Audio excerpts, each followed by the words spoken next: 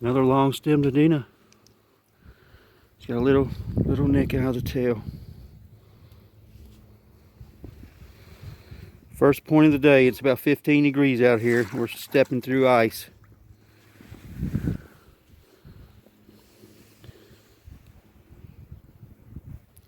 There you go.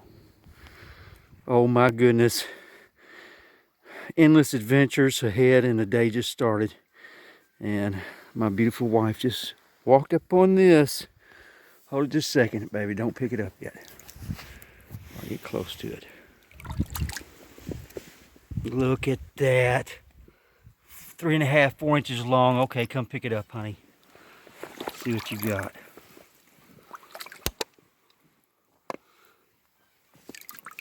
Oh my goodness. Beautiful. A beautiful try. Oh no, is it broke? Oh, it's broke. I don't know. It might be made like that. I don't know. Snap base looks like, It maybe. could be a snap base. Wow. Excellent. Okay.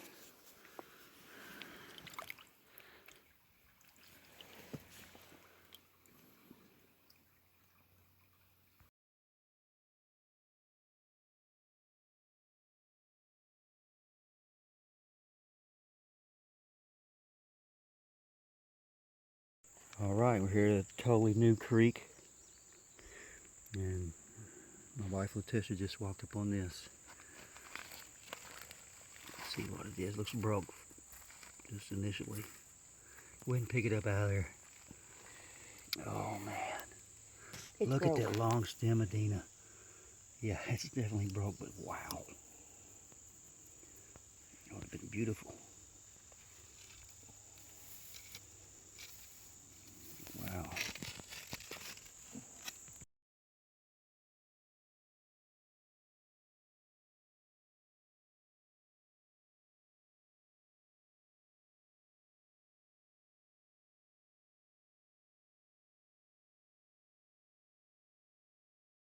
Ready? Say when. Yeah. All right, whole different creek. We're in Ohio County now. We haven't been in this creek in 3 or 4 years, and we haven't been here 5 minutes, and I just walked up on this. So let's see what we got here. Hopefully it's whole. Oh, it's broke. Oh no. But look at that. Oh, that did pretty. Wow, still got the needle tip on there. Just basal damage there. Wow. Beautiful. Okay. Good job, baby. Take a picture of it.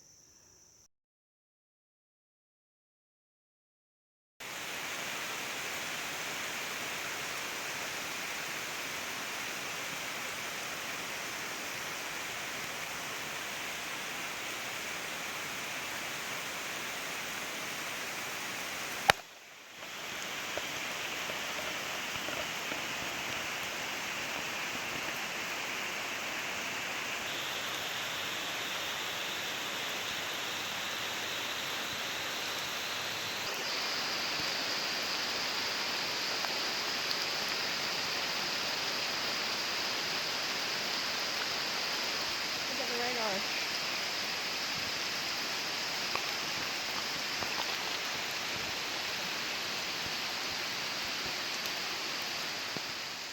Brand new creek.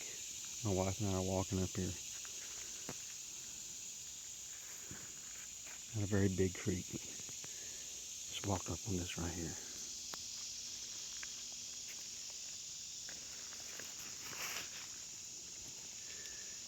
Looks like a snap base. Yep. Still pretty nice. Pretty nice, yeah. In the snap base. Yep. Got a nice point. All right, we haven't been in this creek for about 20 minutes, so let's keep going. Creek, Heartbreak Creek. He broke our hearts once again.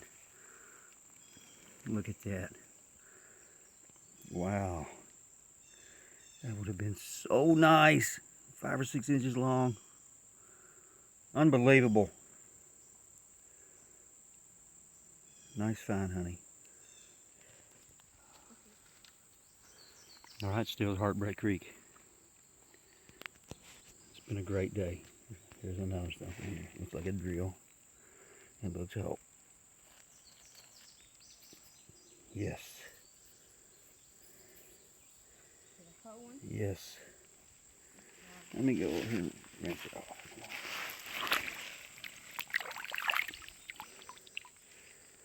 Nice. Thank you. Still got a long way to go.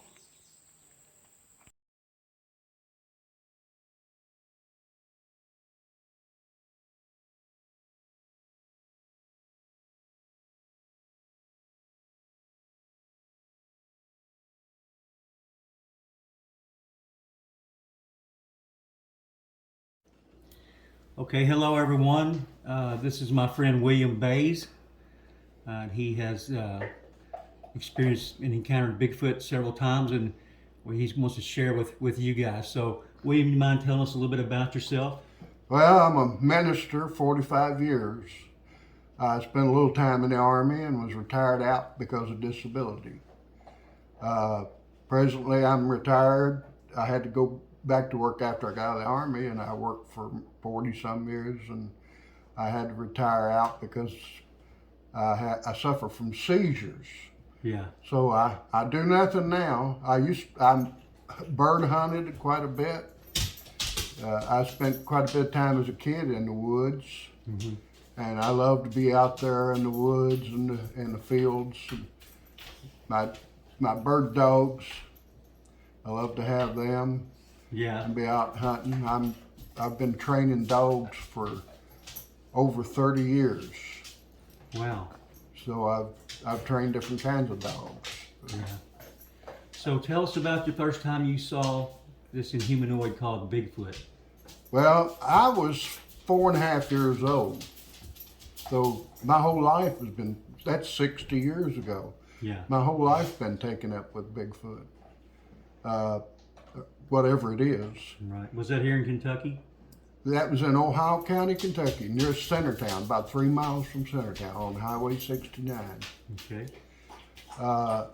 We had come down, we were living in Hammond, Indiana at the time. We came down and we had a cookout at my uncle and aunt's house. They lived on the left side of Highway 69, way up on a big high hill. They had an old house. They always used to set up on big stones, you know, nothing underneath them. And they had a barn. They had a hen house and buildings. They had hogs. They had a couple cattle and horses. Dogs everywhere. And we had this cookout. My dad was leaning up against the house wall, and I remember the big window way above him. From looking at it now in memory, it must have been a foot or more above my dad, and he was 6 foot tall.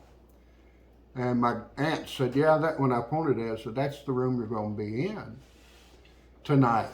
So that night we went to bed. And I slept with my cousin. He was 6 months older than me.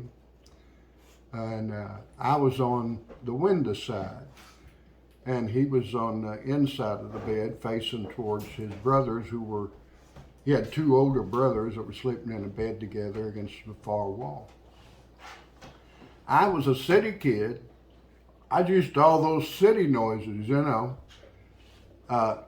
all that went on. These country noises kept me up all night. Right.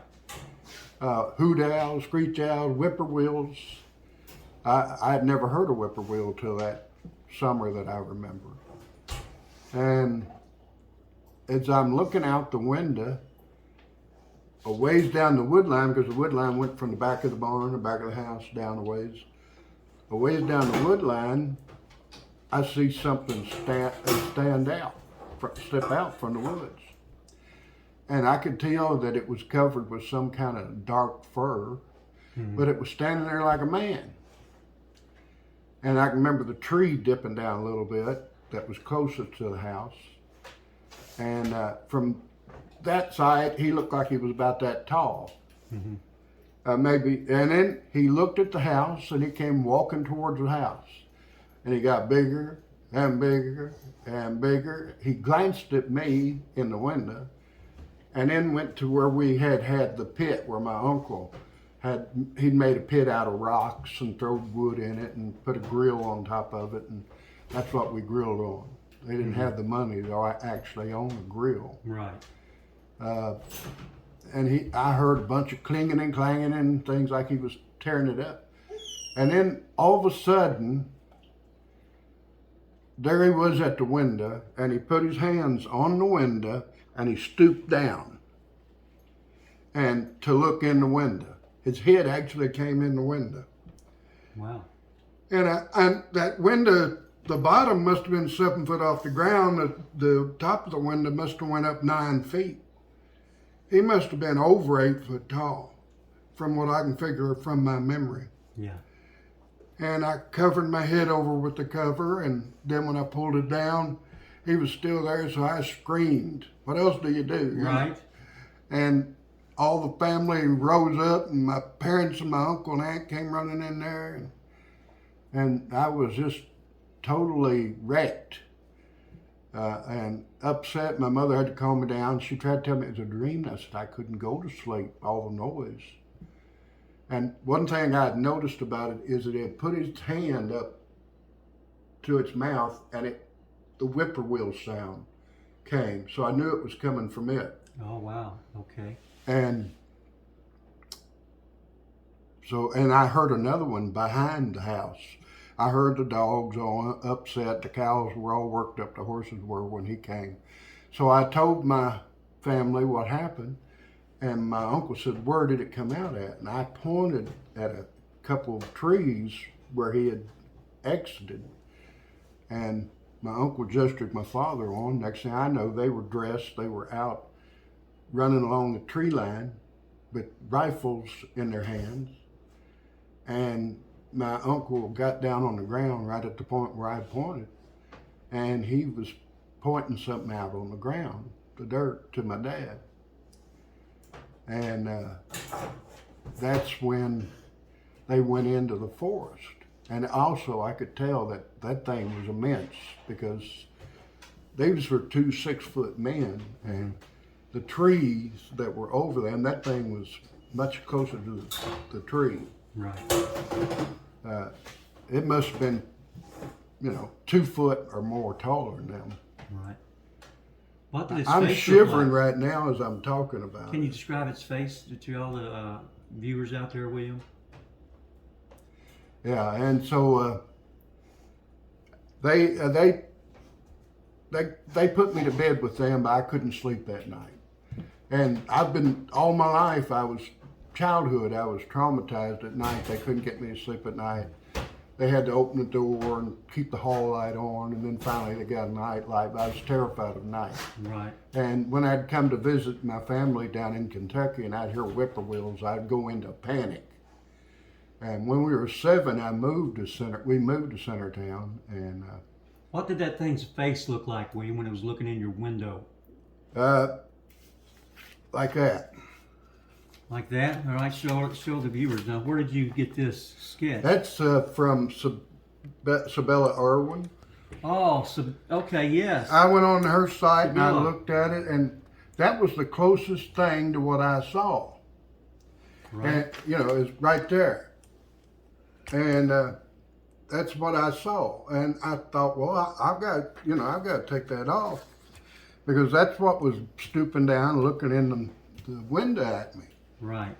And for people who don't know, Sabella Irwin, she's a good friend of mine. She has a site called Sketching Encounters.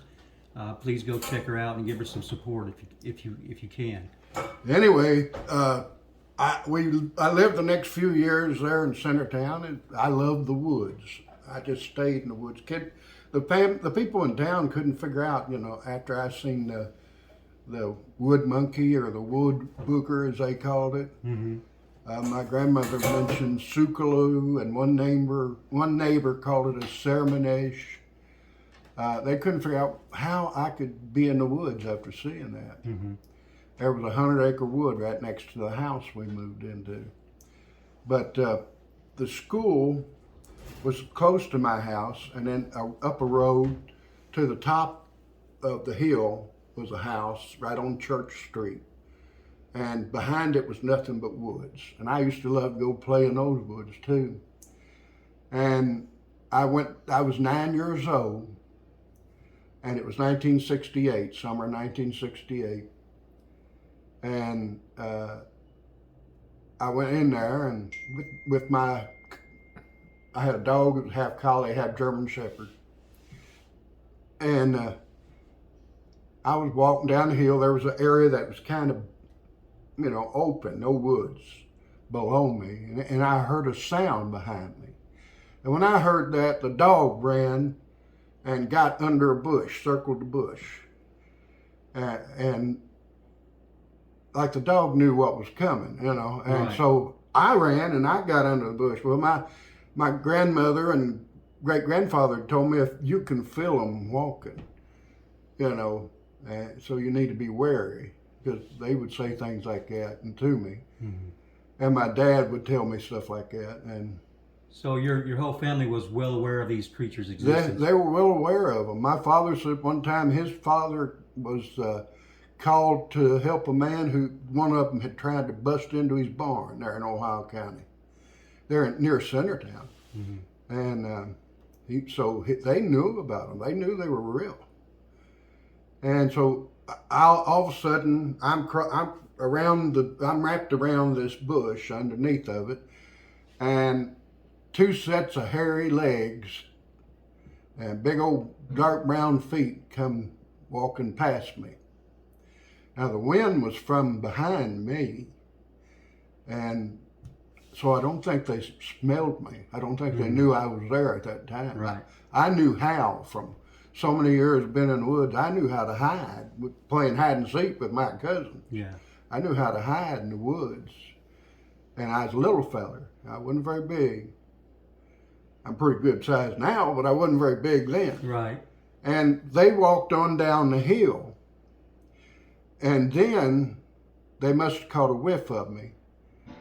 And I could see them kind of pivot and look back in my direction. I knew, the jig is up. Let's get out of here. And so me and my dog, we both took off running. And I ran over the hill, down past that house, took a left, run down that street, took a right, and went to my great-grandfather's house. And my grandmother was there visiting her father. And they said, heavens, child, what's chasing you? Said, is it a haint? I said, no, and I told them what I saw. And they said, well, you shouldn't be concerned, shouldn't be afraid. They chase down deer for food. So if they wanted you, they could have chased you down. Right. So I didn't ever see another one again for years and years. And we moved to Henderson County in 1983, me and my wife and two kids, small kids at the time. And we lived in Henderson County, in Henderson Town on Country View Drive, or Nunnelly Drive, in the Country View subdivision. And I heard all kinds of stories at work about Bigfoot, because when I was a kid growing up in Ohio County, I heard about Bigfoot attacking a farm family in Henderson County. Right. And So you heard about my family's... Yeah, it must have been your family, but I didn't know your name at that time. Right.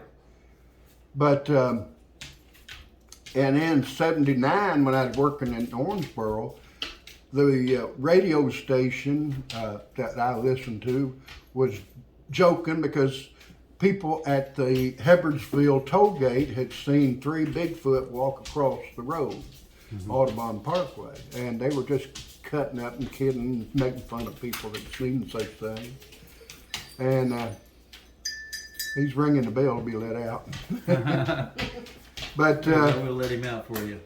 so I heard all kinds of stories, but then in 87 we built this house, and we moved here and had no problems. I walked my dogs every day, and always went down Barron Church Road and then turned up Griffin Graves or went on further down Barron Church. Mm-hmm.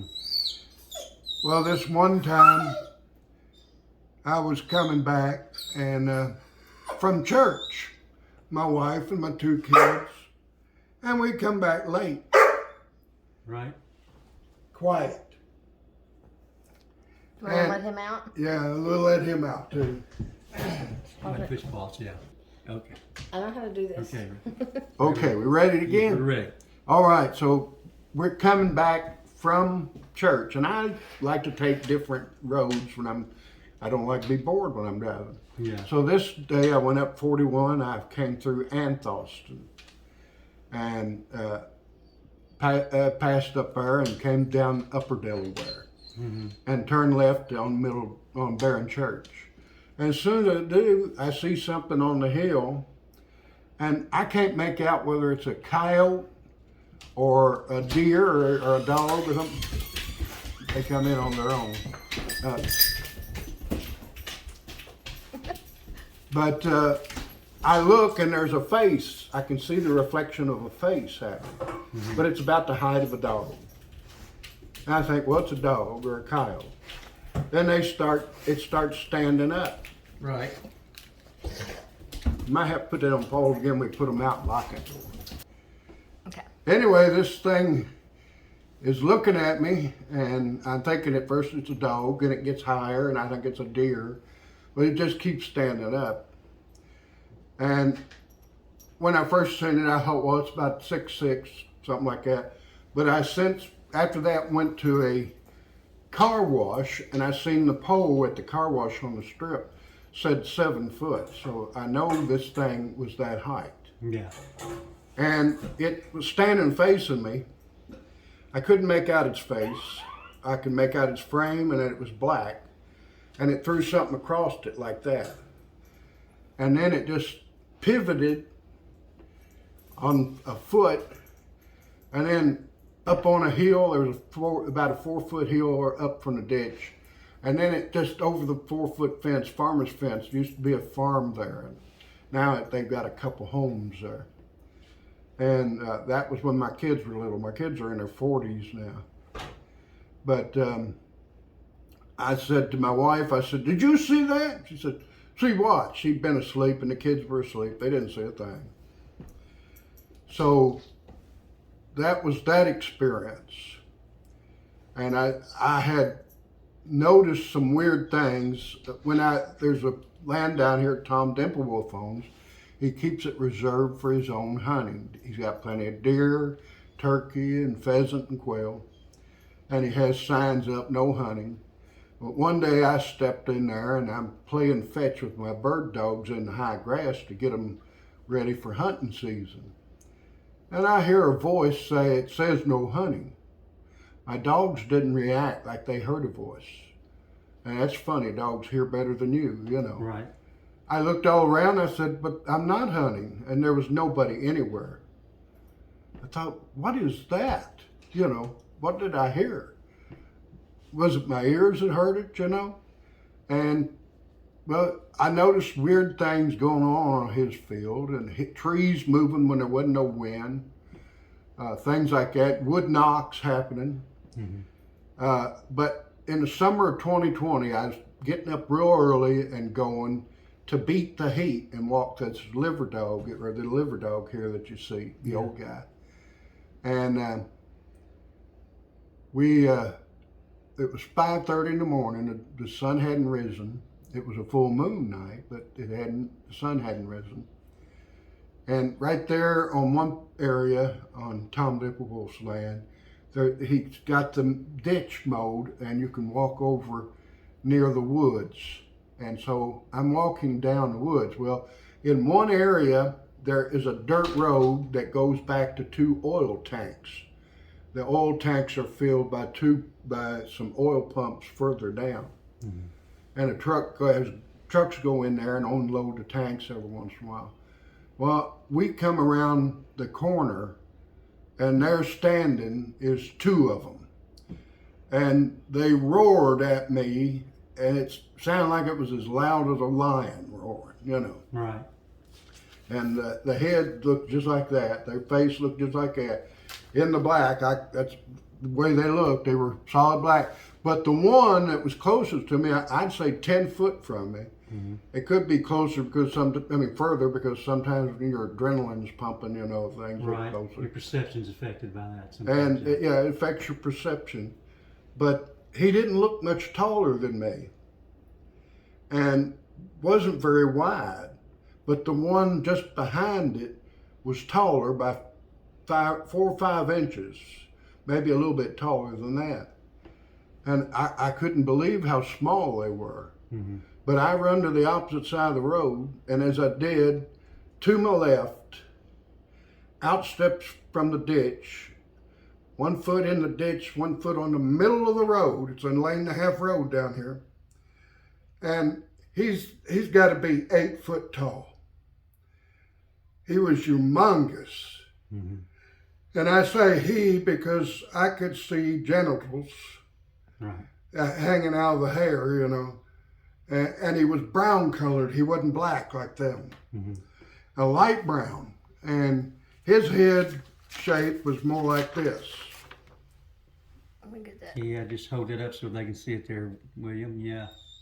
Okay, so I had the pointed, the conical head, right? Yeah, the little ones were like him, and the big one was like that. Right. And I'm just stunned, but I'm very calm because I've learned to be calm with animals by training dogs. And I just turned and I walked the other way. Now, a few years before, in 2003, I'd been hunting with my black German Shorthair, and we saw one, and it didn't even look my way, it just walked away. And I said, perhaps that's their way of saying, I mean no harm. Yeah. Don't hurt me. I'm no danger. But I'm going to tell you something right now, is I'm seeing these two here and that one there. I felt like there was something behind me on Coach Fisher's land there. And Bruce Todd lives next to that. I felt like there was something behind me, but I didn't look to see. I wasn't interested in seeing. Right. It terrified my dog. He became frightened of the dark, and he had a toy that he would squeeze that would say, it would roar, and it would say, I have feelings for you. He won't have nothing to do with it when I seen those two small ones roaring. But when I saw that one in the woods near Bluff City, and he had turned and just walked away, I said, well, I'll just do that. So I just turned, and with my back to him, I walked away, and there was no harm. Nothing came to me, no harm. Right. So, I can't explain why there was 2 small ones and 2 great big ones, and 1 great big one. I had seen the great big one after that. Now, was that the time it was carrying a dead coyote or something you was telling me about? That one was on the hill when I was coming home from church. When he had thrown something across him, the next day I'm getting nervous and talking about it. And I had walked back up that road with my 2 dogs after that one coming home from the church. And the thing he had thrown across him was a coyote that was slit from the front to the back, and no guts were in it. Exactly the same thing happened to us in Spotsville. Every animal we found was like that. Oh yeah, and beside it was a coyote that was impaled on a 4-foot tree. Oh my goodness. And it hadn't been slit open yet. Evidently, I'd come too early. Yeah. I couldn't understand why they did that, because I found a deer on Tom Dimplewell's place. Nothing was taken from it, but it was slit open, and all his guts were gone. Yeah. And I couldn't understand why they did that. And I was watching a video, and a wildlife biologist and a veterinarian said that when a wolf pack kills a prey animal, the alpha male and alpha female get first choice, and they always take the innards. The heart and the lungs and things like that are more nutritious than the meat. Yeah. And I figure, well, that must be what they're doing. There ain't much meat surely on a coyote. Right. Or a dog, they're taking the innards first.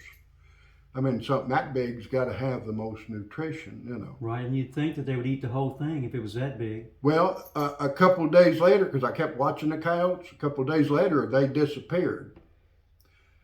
But that big one on Tom Dipperwell's place, I seen him from a distance one day coming back down Griffin Craves Creek Road. And there's the wooded area goes over a hill, and then it's clear on this hill. And I saw him, he's standing on the hill, looking down in the valley where it's wooded. Right. And then he looked my way. But he didn't seem to be angry or anything like that. I didn't know, I don't know why I've seen him several times. Right. I still use night lights. You'd go through my house. I still use night lights from the one I saw when I was 4 years old. I'm getting jittery just thinking about that. But kind of give you a fear of the dark a little bit, maybe. I am afraid of the dark. I cannot stand the dark, and I've dreamed of that incident, even as an adult. Here I am, 64 years old. I'm still affected by that. Right. You know, so in fact, I was till age 13, I scared to death of whippoorwill calls. And what I did to get over it was I took I'd always seen these programs that said, you got to face your fear, you know. Yeah. I took a flashlight and I ran into the woods chasing that whippoorwill, found out he was just a bird, you know. Right. Not always a Bigfoot, you know. My grandmother had said they do make whippoorwill calls. Yeah, they mimic anything that's out there, everything that's out there. So I was scared to death of whippoorwill calls. My cousins would try to calm me down. It's just a little bird. It's just a little bird. And no, they hadn't seen what I'd saw. Right.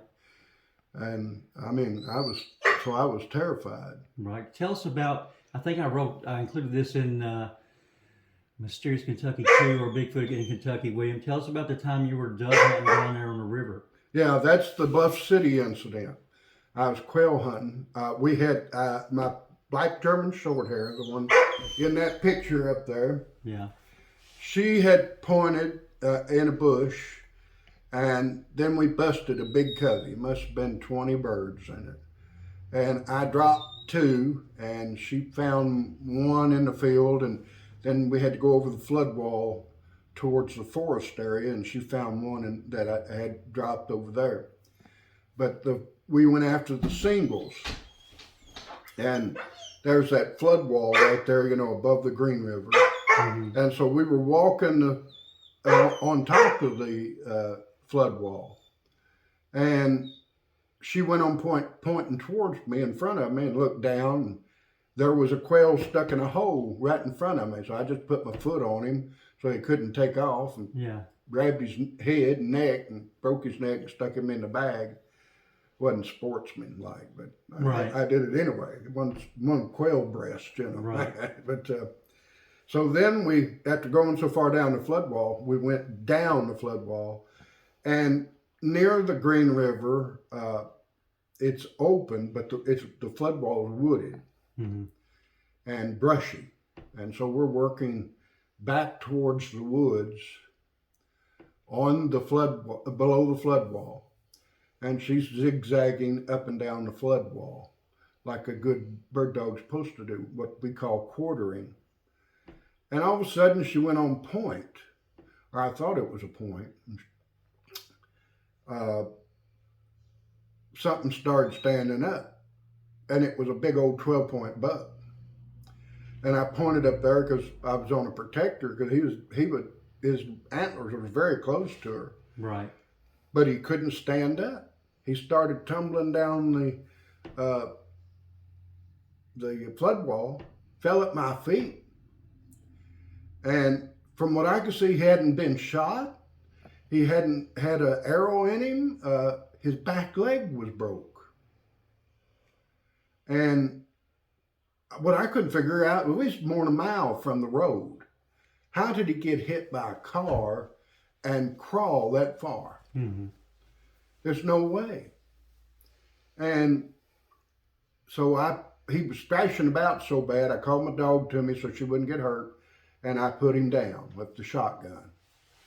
I tried to shoot him in the neck, but he kept thrashing so much I hit him in the stomach or the lungs or heart or whatever. And that isn't a good shot for a deer hunter. You know, they wouldn't want you to shoot them there. Right. They wouldn't. You were spoiling the meat.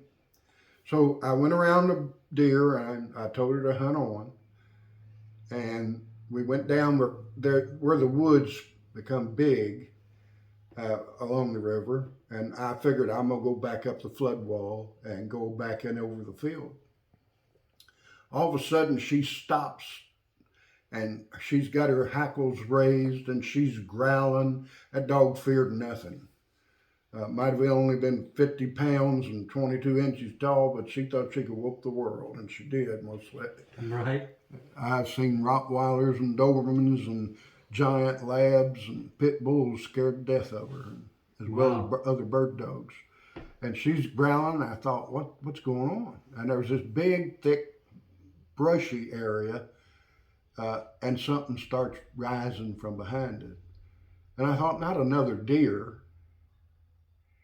And it keeps rising and rising. And I thought, you know, at first when I seen it, maybe it's 6.5 feet tall.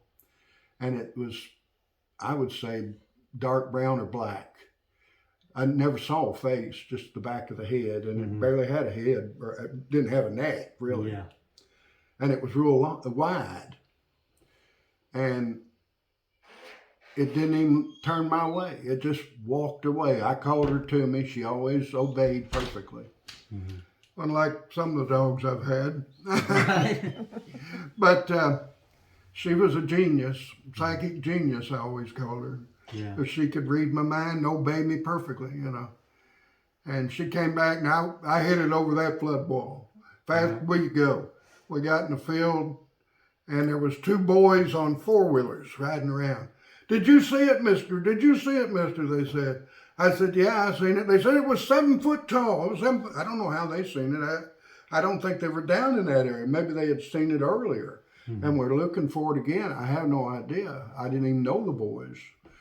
There were a few houses right there that are up on the road. And I thought maybe they're from there. I said, well, you boys going home. Me and my dogs are going home. Right. We're getting out of here. And so I think they saw it other than me. But so I've seen them more times than I can count. Have you seen these since, what year was that when that took place? That was about 2003, I Okay. think, because I got her in 2002, had her trained for hunting in 2003. That was 2003 or 2004. We started field trialing her in 2003. And almost won her first one. But Wow. So is 2020, is that the last time you saw one? 2020, August 2020. And that was right here in front of, on this road a here, quarter right? mile from my house. And that's on Little Delaware, is that what? It's on Barron Church. Barron Church, okay. You just go down the Barron Church where it's narrow, and you'll see a Potts, and then you see Bruce Todd's house on the left, beautiful house, and Coach Fisher's house is on the left. But you'll see to your right where there's 2 oil tanks, and that's where they were standing on that road close to the to Barron Church. And then the other one, I don't know where it came from, because there's no way it could have been hiding, when I saw it. But it came out of the ditch next to the woods that are in front of another house that's deep in the woods there. And that roar, I don't know how the neighbors there couldn't have been woke up by it. I thought it was so loud. Maybe it was because I was so close. Right. But Dale Parker says he gets up. He lives right there across from that too, just before that, where it's woods on both sides. He says he gets up 4 in the morning. He's seen a lot of animals, he said. And I talked to him about it, but he never told me he'd seen anything. Well, not that he would, but I mean, most people wouldn't, but have you talked to anybody else that around here that's I talked to everybody up and down that road. I was so concerned about how close they are. I talked to everyone. I talked to Keith Parker, Dale Parker, and to my cousins down here, the Lees. No one else has seen it. Nobody else seen it. It is kind of strange how one person can have so many sightings and experiences with these things, like myself, and the next person has none. You've never seen it, goes through life and never has any experiences And at all. they laugh at you and make fun Right, of you and yeah. everything like that. My grandmother says they mark you. Yeah. If you're not a danger, if you're no harm, she said they'll put a mark on you. And I thought, well, maybe that's it. Maybe I'm marked. Mm-hmm. Maybe that's why I'm seeing them. Now, one night, me and my wife was going down an airline, and she claimed to see something tall standing on the road, but she won't say that was a Bigfoot. Right. And Billy Ray lives out there, and Billy Ray, a little over 6 foot, 6'1". I don't think he was as big as what she's talking about. Mm-hmm. But so she won't say there's anything. She's seen anything. Right. So have you, people like you and me, we have more experiences with the paranormal. So let me ask you this, William. Have you ever seen anything else that you couldn't explain other than Bigfoot? Like I've seen a UFO with my mother one time. UFO? Let's hear about that. It was 1973. We were living near Hallsville, Kentucky. The Big Rivers plant near the aluminum mill hired a helicopter to fly over their electric lines and drop herbicide. Mm-hmm. And he was flying at night. We couldn't understand why. How can you see electric lines at night? But he was flying at night. Maybe he was flying back home. I don't know. And we was watching him. And all of a sudden, a yellow object shaped like an egg with a red beam light on the bottom of it came over him, high up, much higher up. And we even seen him tilt his helicopter to go up towards it like he'd seen it. Mm-hmm. And it just kept on going. And my mother said, "You see that? That's not an aircraft, because they use red and white lights." Right, yeah. And green lights. And that only had that was solid yellow, glowing yellow, and it had a red beam light on it. Wow. Now, my mother, her family grew up in a haunted house. There you go. That's my next question. Have you ever lived in a haunted house? I never, me and my wife, when we were first married, we lived in a house, and we had only been married a few weeks. And she said that she woke up and she seen a woman popping around the house. And she tried to wake me up. Mm-hmm. And evidently I was preaching in my sleep, because I said, "Oh, ye a little faith." She said, "That's when I backed off waking you up." Yeah. But then we heard voices, we heard knocks. I never saw her like she did. Mm-hmm. I was in the bathtub in the bathroom. We heard knocks, and my wife came running in. "Was that you knocking?" I said, "No, but I heard it too." Right. We moved out shortly thereafter. My wife had convinced the banker who owned the house to rent it to us. Then she wanted to buy it, and she convinced him to sell it. Well, he did. He sold it right out from under us. I'll be darned. So I was glad to get away from the ghosts. Right. Well, yeah, I was too every time. So here we go. We have a Bigfoot witness that's also a UFO witness that's also lived in haunted houses. So you viewers can draw your own conclusions about that. When I was a kid, here's a story that me and my cousins always tell. My dad had put up our cabin tent to air out before we went camping in Land Between the Lakes. Mm-hmm. And me and 5 of my cousins all decided to sleep in it that night. We slept near a storage building that my family had. It had been made from the wood of the haunted house that my mother and her family had lived in. So we're in that tent, and at midnight, I woke up with the loudest noises of chains rattling, of moaning, of a woman screaming, and of the zipper going up and down on the tent. And this is Land Between the Lakes? No, this is in our own house in Centertown. During our, near our house. Gotcha. He's just airing the tent out before we went to Land Between the Lakes. And we're right next to that building that was made out of the haunted house. And so I turned to my cousin who was down from Hammond, Indiana. He didn't believe in ghosts. And I tried to wake him up, and I said, "You hear what I'm hearing? You hear those ghosts?" And he, "Oh, leave me alone. There's no such thing." Right. And then I turned to another cousin and woke him up. "I hear them. I hear them. I've been hearing them since midnight." And some of the others rose up, and I turned and looked at my city cousin, and he's terrified. He's got his head covered over with cover, you know. Yeah. He now tries to explain it to his wife that it was cows mooing and stuff like that. My grandmother heard the woman screaming. My sister was staying with her, and she called the town sheriff to come and investigate. And he looked around. He couldn't find anybody that was hurt, but he could hear the woman screaming. Wow. And my mother said that what used to go on in their house.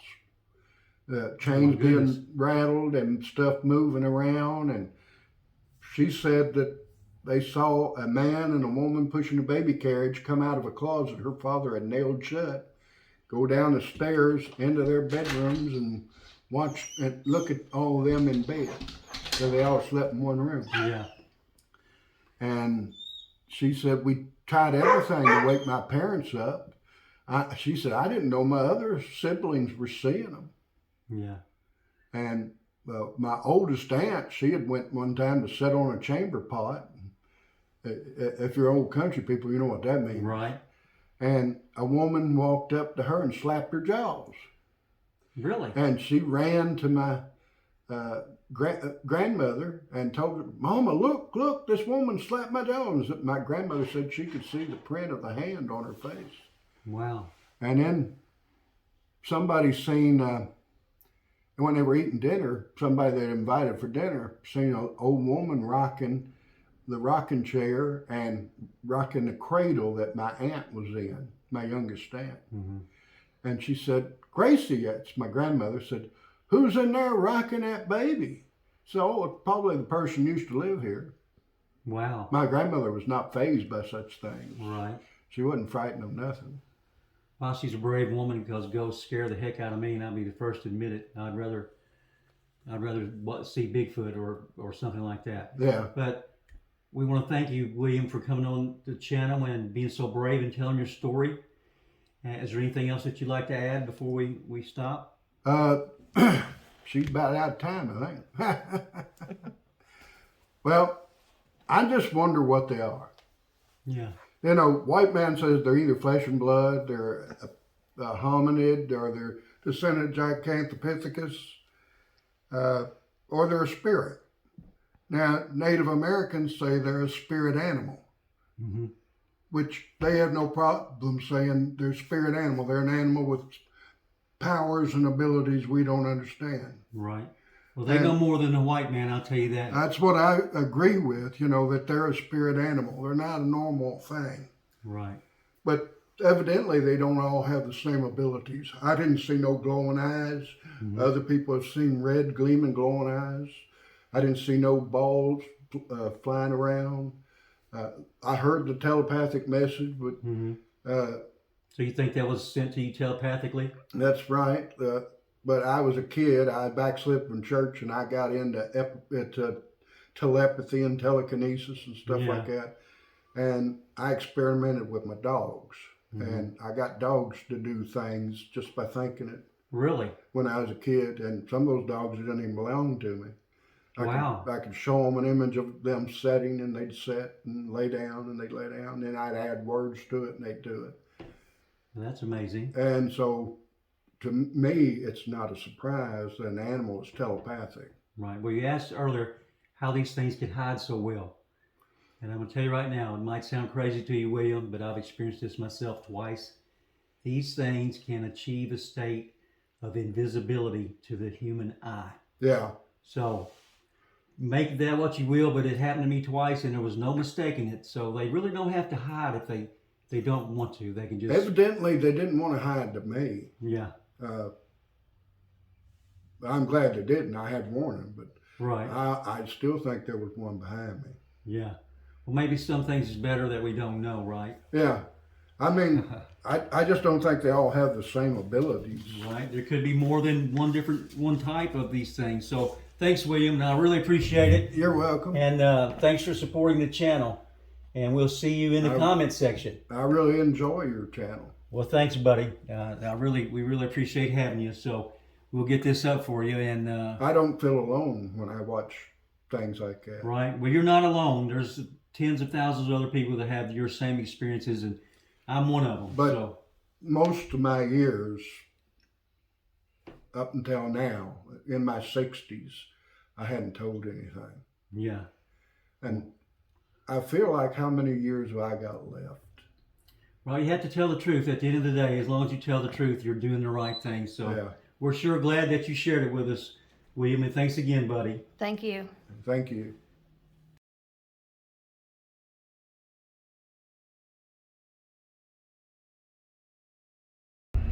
All right, we just left William's house and we're going down here to Barron Church Road to the location that he had one of his sightings.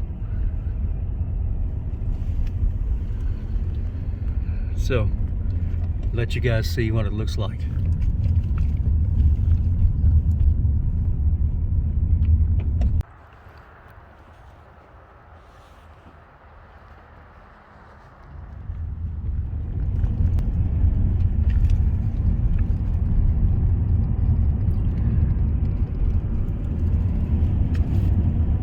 There's the stand of woods in front of us I assume that he was talking about.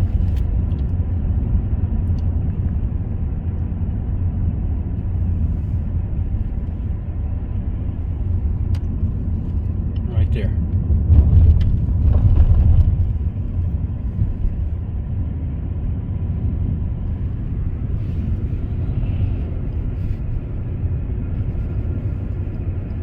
People living up in there, so it's not a very substantial spot as far as force goes.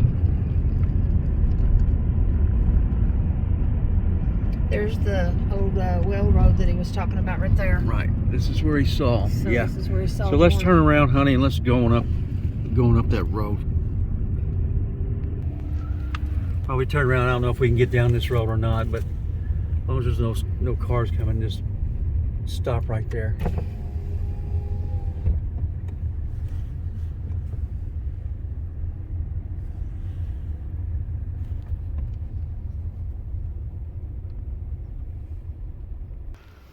Okay, there's a location where William had one of his experiences at, him and his dog.